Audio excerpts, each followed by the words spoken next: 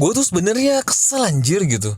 Sebenarnya ini ya persoalan perang antara Rusia dan Ukraina ini sebenarnya bagaimana gitu kan. Wah, gue kayak agak kesel gimana gitu. Coba misalkan kalau kalian lihat nih, ini CNBC ya. CNBC di sini jelasin perang dunia ketiga bisa jadi hari Rabu. Resiko besar ini intai Republik Indonesia gitu kan.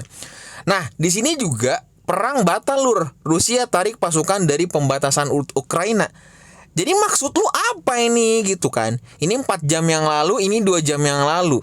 Tapi ternyata itu pemberitaan menurut gue secara pribadi ya, namanya juga berita ya, dia juga mencari apa namanya, berita terupdate gitu kan, persoalan perang ini gitu. Jadi memang kalau misalkan kita lihat bersama, jadi gue bakalan apa ya, sedikit buat sharing aja kepada kalian. Jadi apa ya, sebenarnya sih harapan gue secara pribadi ini tuh adalah permainan mental atau permainan psikologis terhadap investor. Karena kenapa? Kita udah tahu bersama bahwa ada 2 option. Yang pertama, kalau misalkan ini perang terjadi, otomatis ekonomi rendah. Ya, untuk orang masuk di dalam dunia saham atau dunia komoditi, atau dalam uang fiat segala macam, itu pasti mereka menarik. Ya, maksudnya investor tuh bakalan tarik dananya agar mereka punya persiapan nih, agar kayak kalau misalkan terjadi apa jadi kalau misalkan ada sesuatu hal yang terjadi, misalkan ekonomi negara lagi hancur-hancur segala macam, jadi mereka punya backup gitu. Mereka punya cadangan uang yang bisa digunakan untuk berbelanja atau memenuhi kebutuhan sehari-harinya gitu. Nah, tapi di sisi lain ada satu hal yang positif. Kalau misalkan investor menarik uang mereka, otomatis dia harus beralih mencari tempat di mana komoditi yang sangat proven tuh apa sih? Gue sering denger aja tuh. Dalam artian tempat di mana menurutnya itu adalah bisa menjamin bahwa uangnya aman, dananya ada, asetnya ada, dan dia membeli sesuatu, yaitu koin gitu, yaitu apalagi kalau bukan cryptocurrency. Nah, dan di sisi lain inilah ya juga yang membuat harga daripada cryptocurrency itu juga akan naik seperti itu. Tapi kalau misalkan batal jadi perang nih gitu kan, antara Rusia dengan Ukraina, ada satu opsi sebenarnya, yaitu adalah tren untuk kenaikan daripada si cryptocurrency ini gitu kan. Kan gini, pertama, ini kan kita lagi khawatir banget nih, aduh gimana nih, perang apa enggak nih. Jadi dana kita tuh masih kayak mau masuk juga rada takut gitu, takut kalau misalkan perang ekonomi negara berkurang apa segala macam. Jadi mereka para investor ini juga narik duitnya gitu segala macam. Nah, ini di ketakutan seperti inilah yang mengganggu psikologis kita semua kan. Bener nggak? Jadi gua harap kalian tetap kuatin mental ya, dan gua harap juga uang kalian tetap dikumpulin, jadi tetap ada aset digital. Dalam artian kalian juga bisa beli cryptocurrency, kalian bisa beli apa segala macam, saham atau obligasi dan lain-lain gitu kan. Bebas. Tapi saran gua, kalian juga harus menyimpankan atau menyisipkan uang di dompet kalian. Minimal 100.000 ada lah gitu, buat beli bensin gitu kan. Takutnya ada apa-apa segala macam, waduh kacau gitu. Jangan pernah sama sekali minta sama ayang gitu kan. Kalian naik motor nih gitu, naik motor tiba-tiba bensin habis, terus kalian bilang, ya bensin habis belum diisiin sama ayang. Oh, ini kalau gini gue pengen gue geplak pala lu, serius. Nggak bagus kayak gitu. Jadi serba-serba ayang tuh nggak bagus ya. Nih bang, gue nyangkut nih gara-gara si ayang nggak ngingetin buat take profit. Nah, tuh kan. Makanya lu kalau mau ayang-ayangan nih, lihat channel gue Aka Indis tuh. Di situ ayang-ayang kamu tuh sayang banget. Aka Indis, bang Aka itu sayang banget sama lu anjir gitu. Tapi prinsip sayang menyayang di sini bukan gua homo ya, enggak, gua masih taraf normal nih ya. Gua tetap butuh seorang wanita, asik ya, bukan jadi-jadian tapi benar-benar murni wanita asli ya. aduh Oke, tapi menurut gua secara pribadi sebenarnya ini hanya akal-akalan aja sih menurut gua. Tapi kalau misalkan memang terjadi perang ya pastinya juga bakalan akan kena dampak karena ya kita udah tahu bersama bahwa Cina bakalan mendukung si Rusia dan Amerika Serikat otomatis juga bakalan mencari sekutu ya pastinya Ukraina gitu kan. Mau nggak mau atau kalau mau gabung dengan Rusia, Rusia, Amerika, Cina, waduh, gua nggak tahu lagi dah tuh gimana karena mereka kan beda ini kan Cina sama Amerika kan ini desas-desusnya memang sudah mau konflik sebenarnya kan. Waktu bulan tahun lalu apa tuh desas-desus di bulan Oktober kalau nggak salah tuh. Bukan bulan Oktober. Bulan apa tuh? Bulan Juni Juli lah. Kalau nggak salah tuh waktu itu ya.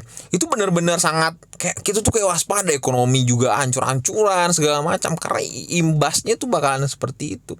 Atau kalau misalkan lagi mau pencoblosan nih, itu pasti ada isu-isu gue nggak tahu lagi. Emang negara tuh suka benar-benar ngalihin perhatian gitu kan. Dan gue khawatir adalah karena euforianya daripada cryptocurrency ini semakin banyak negara yang menerima cryptocurrency, semakin banyak negara yang mau legal tender si cryptocurrency ini juga sebagai mata uang gitu kan. Dan kita tahu bersama bahwa kalau misalkan Amerika Serikat ini belum mengambil keputusan, Rusia juga udah, tapi hanya baru sebatas omongan tok gitu kan.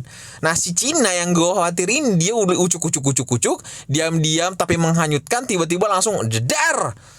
Oke, gue terima cryptocurrency sebagai mata uang. Wah, kacau. Si Amerika langsung ketar-ketir gitu kan, karena anemo tuh dalam artian kalau anemo tuh artinya ini ya, keinginan besar orang di dalam dunia cryptocurrency itu semakin gede, woi. Coba aja kalau misalkan kita lihat bersama di Indonesia nih, sekarang sudah mulai trending tuh persoalan exchange Indonesia, pembahasan kripto di dalam dunia di Indonesia, dan menurut gue tuh hal-hal positif, euforianya, tandanya tuh benar-benar kita sudah melek bahwa Indonesia tuh butuh anak-anak muda yang melek dengan dunia blockchain atau dunia cryptocurrency, dunia NFT, dunia metaverse. Seriusan, ini banyak banget potensi peluangnya gitu kan. Seriusan guys, serius. Gue nggak tahu lagi harus bilang apa. Pada intinya sih dalam artian ya menurut gue di sisi gue, kita nggak boleh terpancing dengan hal ini. Pokoknya benar-benar pada intinya mau ada perang atau enggak tetap harus cuan ya, tetap harus cuan. Makanya gue selalu bilang jangan di sini kalian tuh bukan mau terjun di dalam dunia cryptocurrency bukan nyari sertifikat holders atau lebih-lebih sertifikat nyangkuters, bukan. Di sini kalian benar-benar masuk karena pengen cuan. Kalau misalkan ada token baru menurut kalian bisa mendapatkan cuan, udah beli. Habis itu kalau cuan take profit, simple, bukan di screenshot.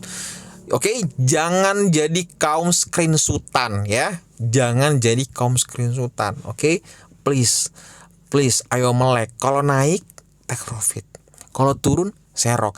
Dan kalau kalian mau nyerok, jangan all in. Oke, jangan all in. Dikit-dikit aja 25%. Kalau dia turun lagi 25%. Jadi biar kalian tuh gak sakit hati banget gitu. Tiba-tiba turun, menurut kalian wah ini bakal gak turun lagi. Tiba-tiba lu masuk jeder all in gitu kan, dana lu masukin 10 juta, tiba-tiba turun lagi. Fase setway selama 6 bulan, mampus lu. Atau take profit gitu kan, ngepam screenshot gitu kan. Kalian nih udah screenshot nih, abis itu nggak lupa take profit tuh, tiba-tiba ngedown setway setahun. Nanti ujung-ujungnya wah bahasanya kayak gini, kalau nggak nyangkut nggak gurih. Aduh bukan gitu bosku. Makanya pola pikirnya guys ya, gue mau cuci otak kalian lagi nih. Pola pikirnya tuh diubah. Bukan bilangnya nggak nyangkut, nggak gurih, bukan persoalan itu. Yang harusnya dipikirin adalah beli token, habis itu ngepam, ambil modal kalian, ada sisa nih keuntungan, masuk serok tuh dikit gitu segala macam. Udah, mau dia jadi naga, mau dia jadi abu, yang penting modal kalian udah aman. Itu namanya nyangkut sangkuters yang keren gitu, karena modal kalian udah kembali gitu, woy. Gitu pikirannya, pola pikirnya gitu. Naik ngepam, take profit, turun serok. Wah, kalau kalian pakai sistem yang kayak gini guys, serius kalian bakalan cuan gede. Dan ingat, jangan rakus. Wah, nih bakal naik lagi nih bang, bakal naik lagi. Paling mentok udah 1 rupiah, paling mentok udah naik nih gitu kan. Lu masih berharap gitu ya, naik gitu. Tiba-tiba turun. Lah, itu apa lu? Intinya jangan pernah rakus. Setidaknya kalau udah cuan balik modal, ambil dulu. Ambil dulu guys, nikmatin hasilnya gitu kan. Kalian mau rawat diri, kalian mau beli sepatu sepak bola basket, pasang wifi segala macam, nikmatin. Itulah yang namanya kerja smart gitu, dalam artian main di dalam cryptocurrency itu yang bener-bener serius gitu, bener-bener targetnya pengen cuan, bukan elah bang ikutin aja ya, elah bang iya temen gue beli, oh bukan kayak gitu brother, bukan. Aduh, gue ceramah kalian lagi nih. Nih gue bukan kayak mau songong atau bukan kayak bukan ngajarin kalian, enggak. Market YouTube gue tuh memang khusus untuk pemula, oke? Jadi gue bener-bener seakan-akan bener-bener pengen nasihatin lu bahwa ingat, jangan FOMO. Kalau lagi hijau jangan beli. Terus kalau misalkan kalian